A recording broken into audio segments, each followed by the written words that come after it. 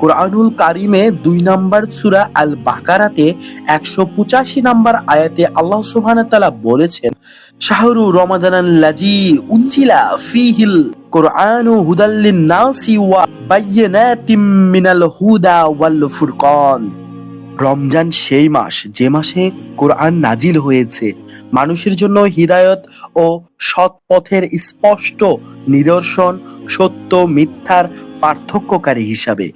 এই আয়াত থেকে স্পষ্ট ৩টা বিষয় বোঝা যায়। প্রথম, রমজান কোরআনের মাস। দ্বিতীয়ত, রমজান পথ দেখানোর মাস।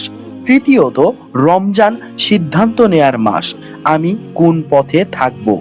কোরআন নাজিল হয়েছে মানুষকে সঠিক পথ দেখানোর জন্য, আর রমজান মাস আসে সেই কোরআনকে আমাদের জীবনে কাজে লাগিয়ে জীবন বদলানোর ট্রেনিং করার জন্য। আসুন এবার জেনে নিই কেন বছরে একবার মাত্র রমজান মাস আসে। আচ্ছা, একবার অতি শীঘ্রই আসছে এর পরের পর্ব। এর পরের পর্বটি দেখতে চোখ রাখুন আমার এই চ্যানেলে এবং সাবস্ক্রাইব করে আমার পাশে থাকবেন। আর যদি আপনি পুরো ভিডিওটি একসাথে দেখতে চান তাহলে এই চ্যানেলের ভিতরে ঢুকে আপনি পুরো ভিডিও একসাথে একবারে দেখে নিয়ে আসতে পারেন। সবাই ভালো থাকবেন, সুস্থ থাকবেন। আল্লাহ হাফেজ।